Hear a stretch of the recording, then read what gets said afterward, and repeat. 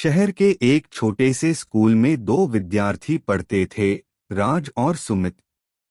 राज एक स्वस्थ और खेलकूद में माहिर बच्चा था, जबकि सुमित के एक पैर में पोलियो के कारण चलने में कठिनाई होती थी।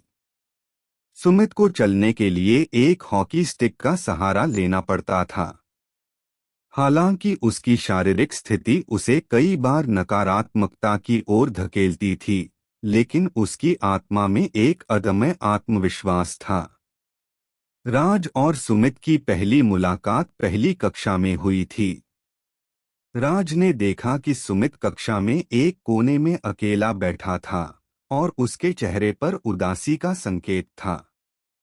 राज ने अपने दिल की आवाज सुनी और सुमित के पास जाकर कहा, नमस्ते, मैं राज हूँ। क्या मैं तुम्हारे पास बैठ सकता हूँ? सुमित ने हल्की मुस्कान के साथ उत्तर दिया, हाँ, आप बैठ सकते हैं। राज और सुमित की दोस्ती धीरे धीरे गहरी होती गई। राज ने देखा कि सुमित पढ़ाई में बहुत अच्छा था, लेकिन उसकी शारीरिक स्थिति ने उसे कई बार आत्मसंवेदनशील बना दिया था। राज ने सोचा कि वह अपनी दोस्ती का मतलब केवल कक्षा के भीतर ही सीमित नहीं रखेगा, बल्कि हर जगह सुमित के साथ रहने की कोशिश करेगा। स्कूल में वार्षिक खेलकूद का दिन आया और सभी बच्चे खेलों के प्रति उत्साहित थे। राज ने देखा कि सुमित खेलकूद की गतिविधियों से दूर रह जाता है और उसकी आत्मसम्मान की भावना पर प्रभाव पड़ता है। राज ने सुमित से कहा, सुमित, हम मिलकर एक नया खेल तैयार कर सकते हैं जिसमें तुम्हें भी भाग लेने का मौका मिले।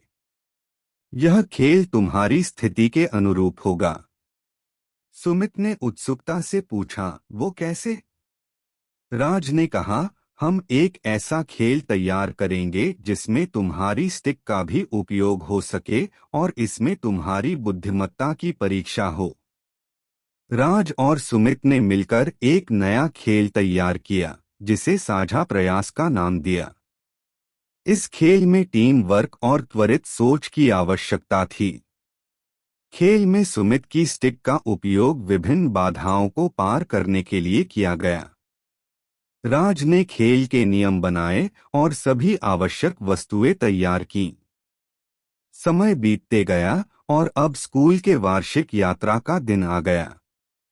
इस बार की यात्रा में बच्चों को एक नदी पार करनी थी और उसके बाद एक जंगल में ट्रैकिंग करनी थी।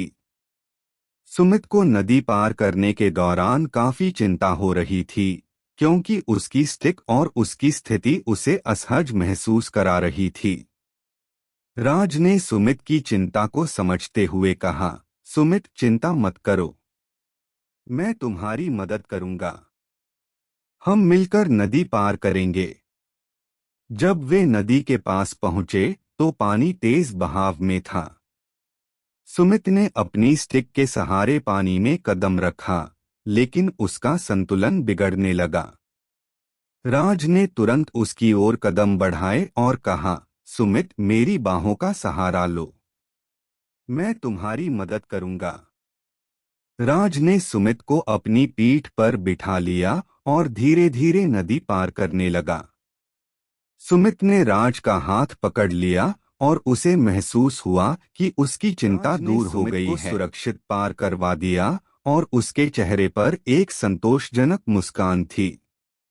नदी पार करने के बाद ट्रैकिंग की शुरुआत हुई। राज और सुमित ने मिलकर जंगल की ओर यात्रा की। राज ने हर कदम पर सुमित की मदद की और उसे आगे बढ़ने के लिए प्रोत्साहित किया।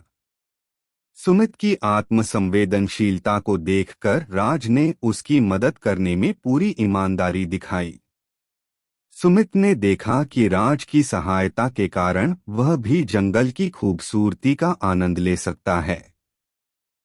राज ने उसकी क्षमता को बढ़ावा दिया और सुमित ने महसूस किया कि उसकी स्थिति उसके आत्मसम्मान को प्रभावित नहीं कर सकती। ट्रैकिंग समाप्त होने के बाद सुमित और राज ने एक साथ समय बिताया और जंगल की सुंदरता का आनंद लिया। सुमित की खुशी और आत्मसम्मान का कोई ठिकाना नहीं था।